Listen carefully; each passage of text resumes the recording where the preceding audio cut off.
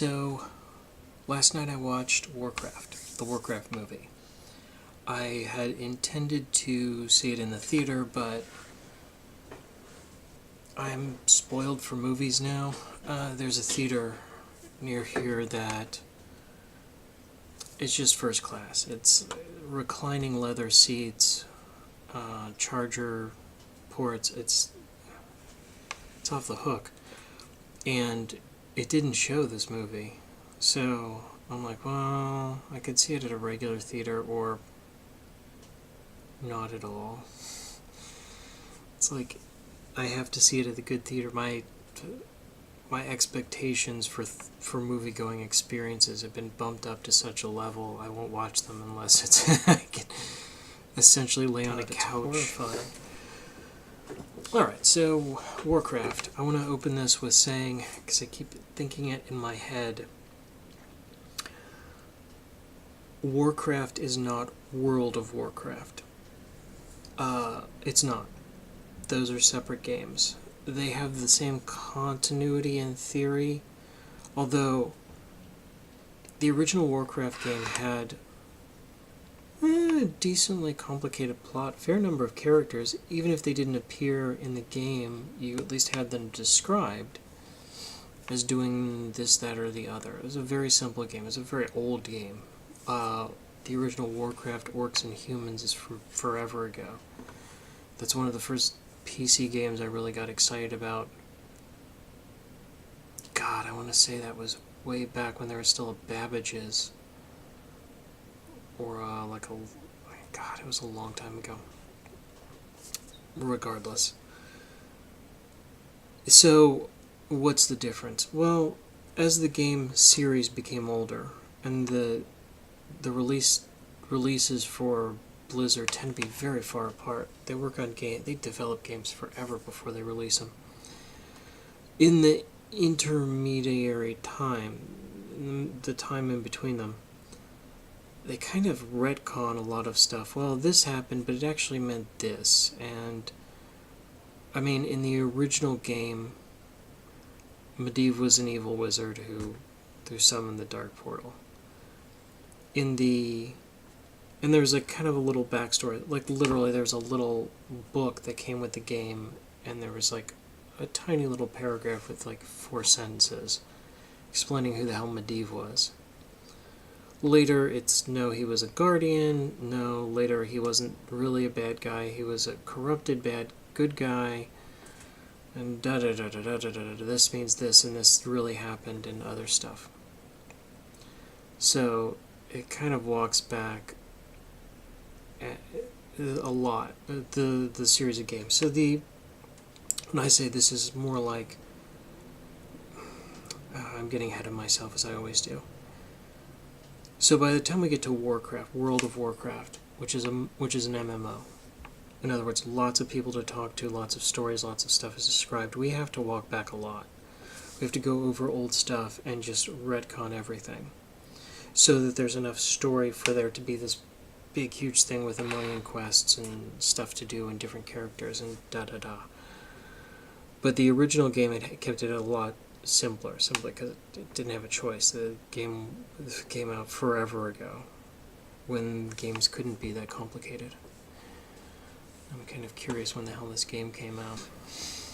Okay, the original Orcs and Humans, Warcraft, Orcs and Humans, was released November 23rd, 1994 for the MS-DOS version.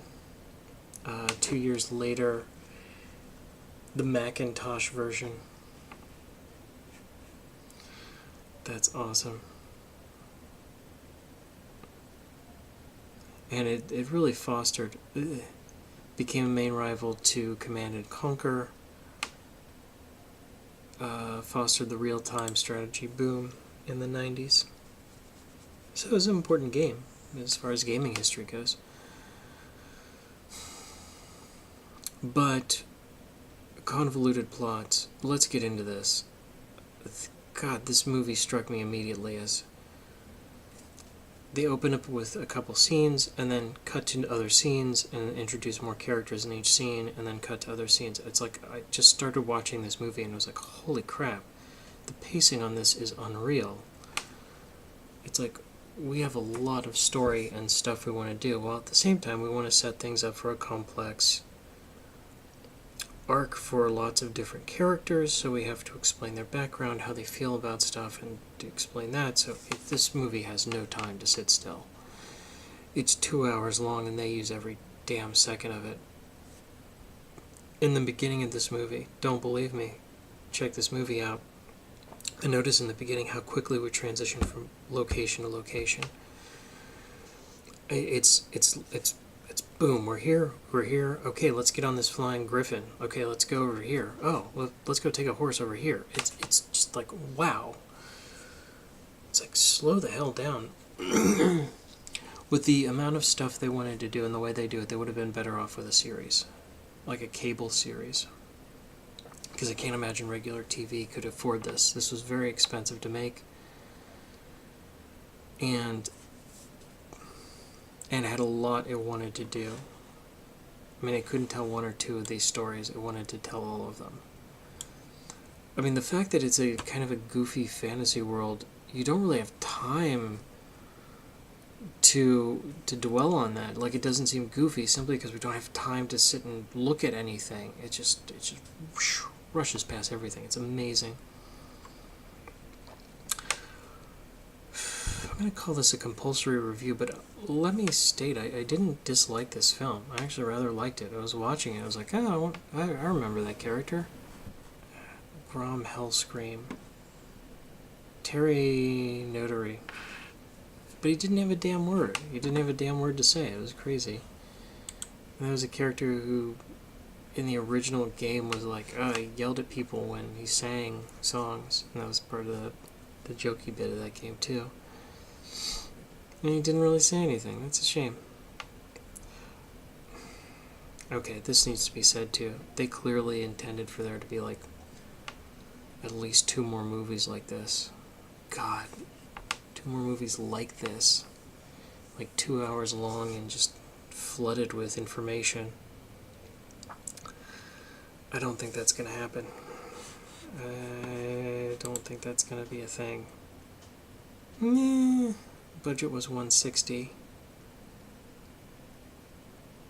which is big. Box office was $433. I need to whip out a calculator. Because that movie made at best 40% of that, netted 40% of that, so that's 173. Made a small profit, minus advertising costs. Now didn't make its money back. Most of its money was made in China, which is a significantly smaller take. I think only like 25%. No, there's not going to be a sequel to this. It's very unlikely. It wasn't bad. It was watchable. It was enjoyable. Simply because if something was stupid, well, that's okay. It's going to be gone in like 2 seconds. Pace was mad, is what I'm saying. Let's just close this thing out. What are the odds you're going to see this and not like it? Pretty good. Because never mind the story itself is...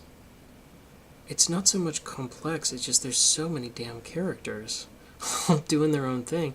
No one really does anything that's that much. It's just there's so many of them. Also, the way this was shot, like, I can't emphasize this enough. The pacing was... I've never seen a movie paced like this. Then again, I've never seen the Crank films, which I'm guessing might have a similar sort of, let's get everything going super duper fast. But I think the odds you're going to see this and not like it are pretty good. I'd say better than half. I'd say slightly better than half. Maybe 1 in... I don't know. I wouldn't say 3 and 5, but better than 1 out of 2. Better than 1 out of 2. Like I said, not a bad film, but 2 freaking hours long, and there's a transition every, like, minute. And when stuff starts to actually happen later in the film, during the climax, we're jumping between everything happening with the king, everything happening with the orcs, everything happening with the two guys and Medivh, everything. I mean, it's like, damn, this movie has multiple climaxes, multiple stuff going on that, and then there's a climax after the climax. It's mad. And I bring that up because that's going to be off-putting for some people. Like, some people are just going to be like, what, wait, what? It's too much. It's a wild film. Some people can appreciate that, though. I did. I'm predisposed to like these characters, though, or at least be interested in what they're doing in a movie. So that said, this movie is gonna put people off. Also, it's kind of a goofy film. I mean, they tried to recreate the look of Warcraft, which is goofy, oversized armor, because in 1994 back then, like, you could only fit so much space in an icon, so everything was big and oversized. Like, they had oversized armor, little heads, and giant swords or axes or hammers that were just ridiculously sized. So, good chance. Would I see this film again? That's a good question. Probably not.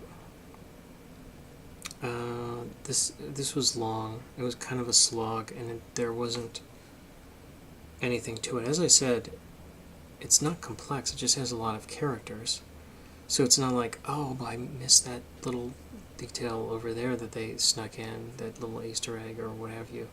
It's like, no, it's not a lot going on in this film that has a lot going on. If nothing else, this movie is strange. And when I say slightly more than half the audience will dislike it, like really dislike it, the other half will appreciate it, at least in part because it's just, this is a strange way to do a movie. A big budget, $160 million, that's not a small budget film. It's a crazy way to do a big film like this. So, that's that. I genuinely don't know if I can recommend this. If you're a fan of Warcraft, and I mean Warcraft, like the original Orcs and Humans, I'd see this film at least once. Just to see all the characters and da-da-da. And the stuff looks good. I mean, the animation's great. But if you're looking for, outside of that, remove yourself from that somehow. Just an engaging fantasy story. This is not it. This is just weird. It's weird and nuts, and it has no time to establish anything. So, if you're a Warcraft fan, and I guess if you like World of Warcraft, you kids today, with your 12-year-old games, yeah, you might dig it too, especially if you like the setting for whatever reason, or you have nostalgia towards it. But yeah, this is old school. Alright, I'm out.